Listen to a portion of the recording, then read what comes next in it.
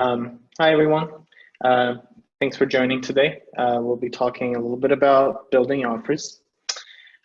Just to tell you a little bit about myself, my name is Yavuz, and I lead the data and insights functions at N3TWORK. What that means is I'm essentially responsible for making sure we have high quality data and that we generate high quality analysis against that data to have great insights, and then to make sure that we take action against those insights and to understand the impact of those decisions. And just to tell you a little bit about N3TWORK, we have a company culture that's all about delighting our players, partners, and our staff. We've accumulated over $250 million in revenue to date. And in our first party studio, we have 3 worldwide published games currently. Legendary Game of Heroes, Tetris, the mobile game, and Funko Pop Blitz, which we launched actually very recently. And we have a third-party publishing business, NSP, where we help small developers scale their games. So N3TWORK is a media company, but we're primarily in the business of games, and a lot of the insights that I'll be sharing with you today are going to be coming from our experiences running games, and primarily Legendary Game of Heroes, which has been live for over 4 years. For today's talk, I'm going to touch on 3 main aspects of designing an in-app offer in a game, and some high-level considerations that we go through. The way I'm going to approach the format for the discussion is that I'm going to sort of like phrase a general question and then share some nuggets and learnings that we've had over the years that I hope you find interesting, rather than answering or like very programmatically explaining this is how you actually build an offer. There's limited time in this conversation, so I won't be able to dig deep into any particular topic, but you can reach out to me and I'd be happy to discuss any topic with you deeper after the talk. So the 3 general topics we're going to touch on are formatting an offer, how you price an offer, and then when you want to run offer promotions, how we go about that. So running our games, when it comes to looking at the format for the offer, one of the first questions we have to ask ourselves is, what are we going to put in it? So generally, we have an idea of something that we want to sell. Let's say we made a new hero and we want our customers to buy it.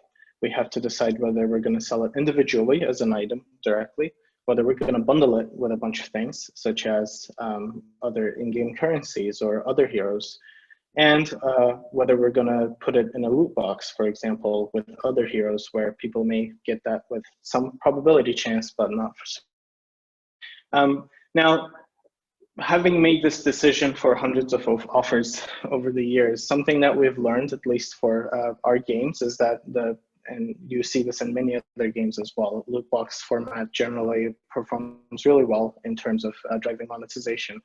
And one of the reasons for that is that we are able to charge amounts for various items in the game that we simply cannot drive demand for when we sell them directly as an in-app purchase. An example of this is when we had a hero in Legendary, essentially from the beginning of the game, that was very rare, and customers on average would have to spend like $200 to $250 to get this hero from a loot box, among other things. And at some point we decided, oh, wouldn't people be delighted if we just tried to sell this hero directly for $50? It's so much cheaper than what they're normally getting it for. They will love it.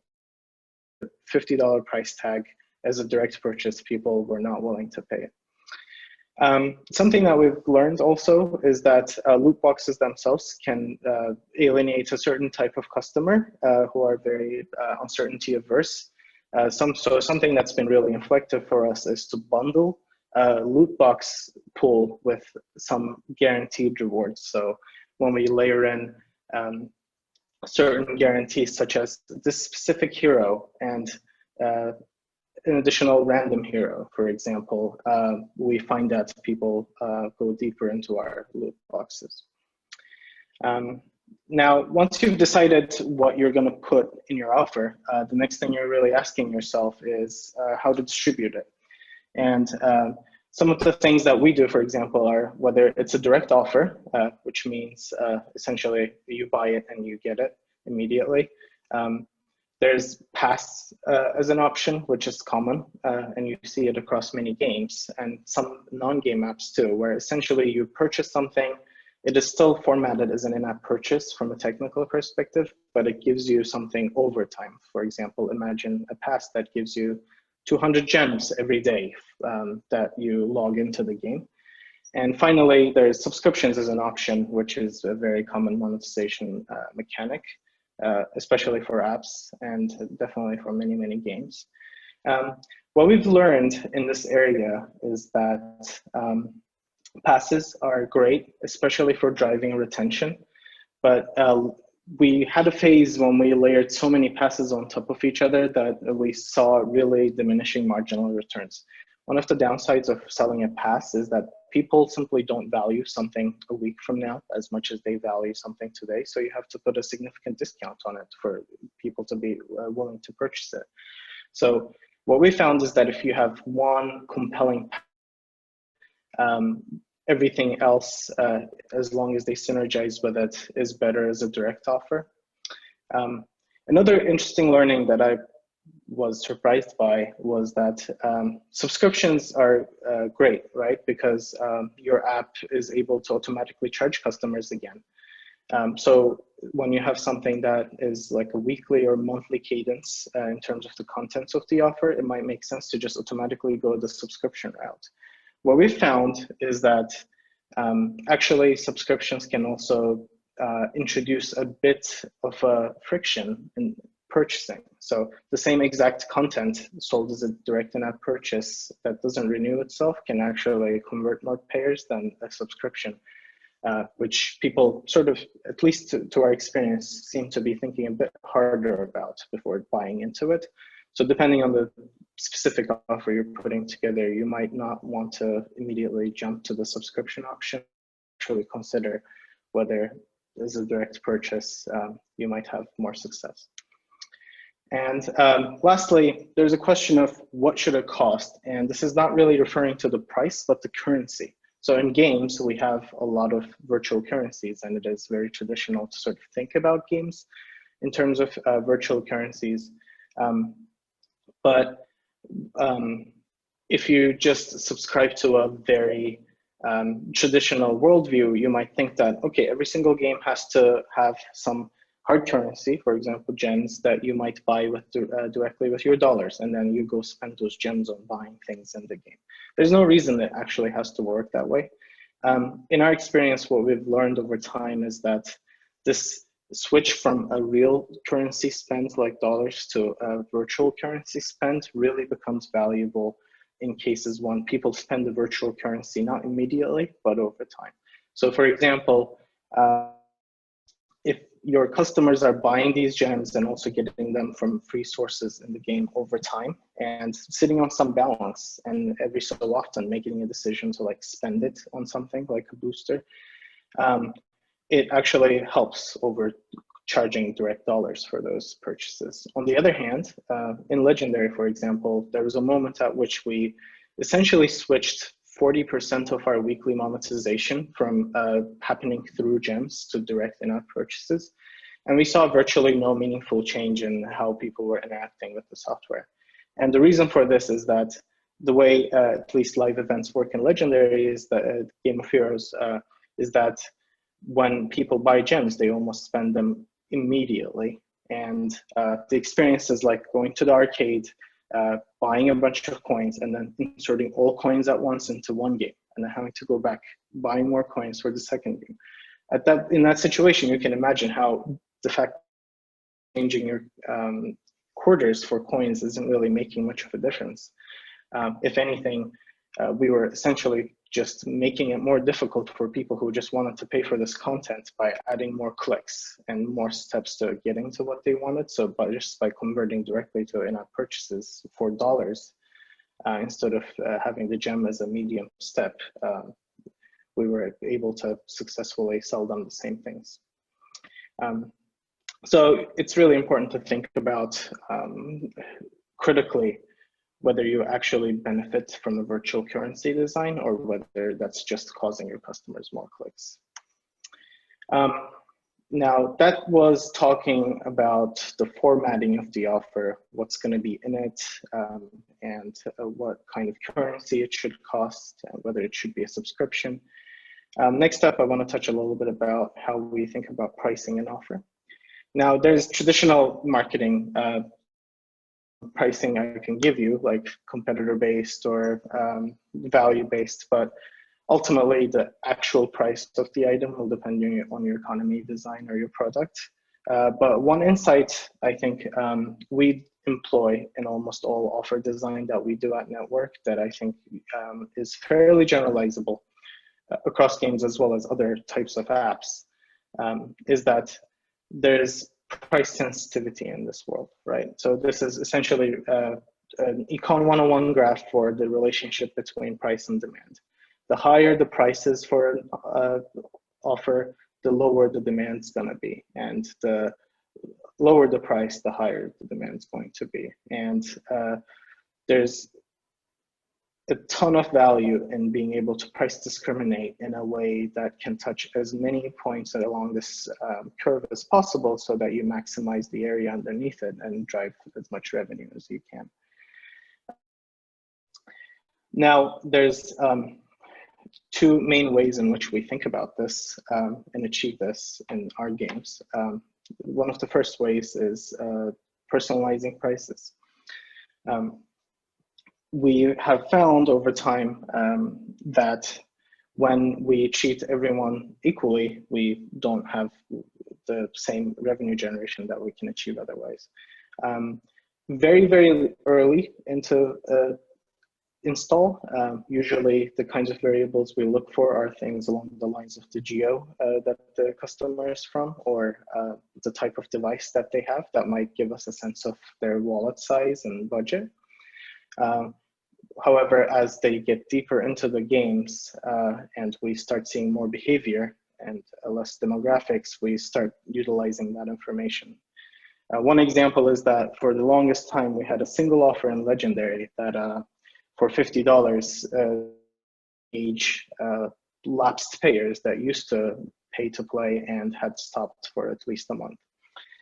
When we decided to personalize those offers so that depending on the LTV of the customer at the time they stopped making regular purchases, when we offered them different price points, we saw over 10% improvement in the revenue we were able to generate from them 30 days after we made that offer.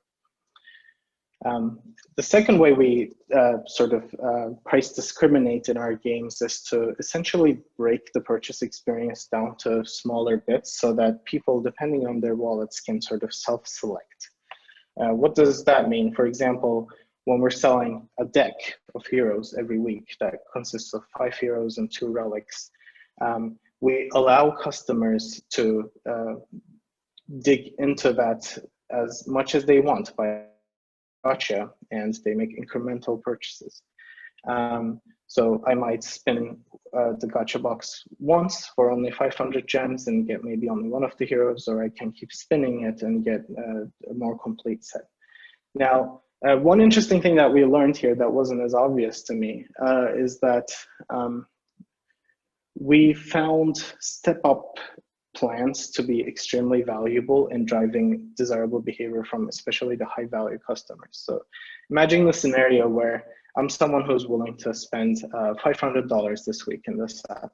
If I have to do that in increments of $1 at a time, pressing the button again and again to get to the point that I want to get, there's a lot of friction, and there are a lot of moments when I can decide to stop spending money. So what we have figured out is that when we make offers step up, for example, the first time it's $1 for 1 hero, and the second time the same, there's no longer the option to buy 1 more hero for $1. You buy 2 heroes for $2. Next time it's 3 heroes, maybe for $2.75, and so on.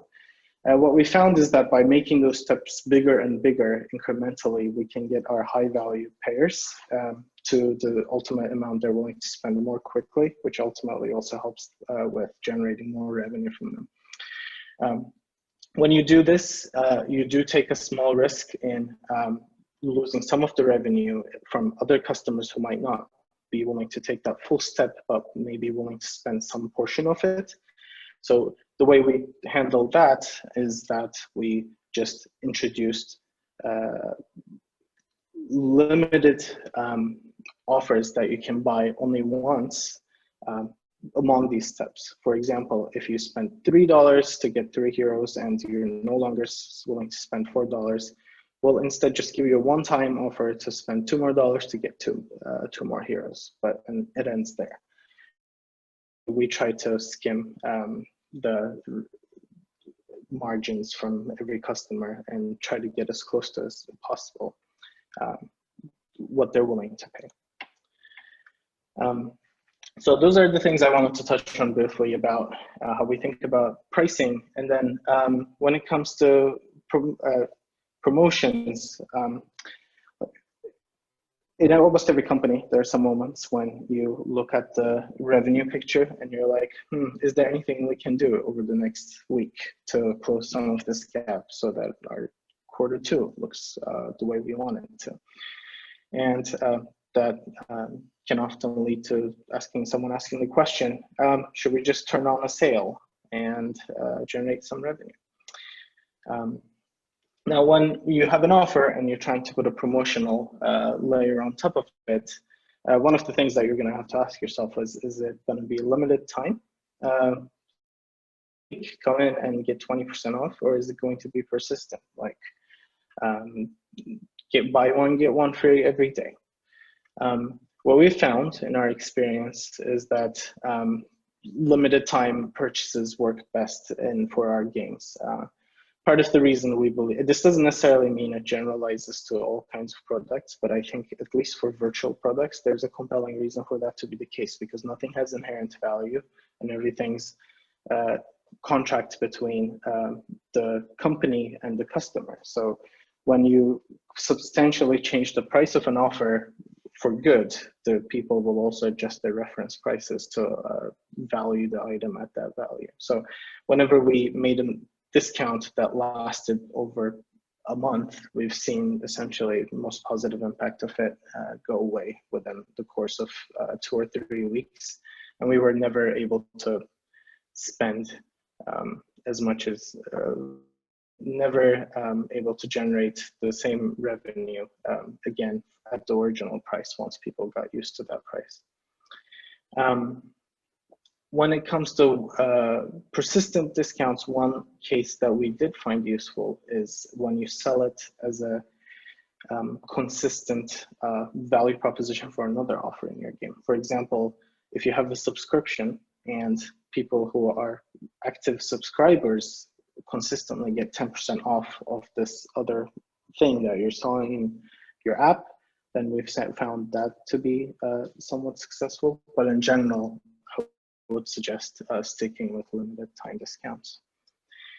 The next thing we usually ask ourselves is whether we want to change the price or the contents of an offer. So if you want to drive a 50% discount, you can either take off half the price or you can add twice the content.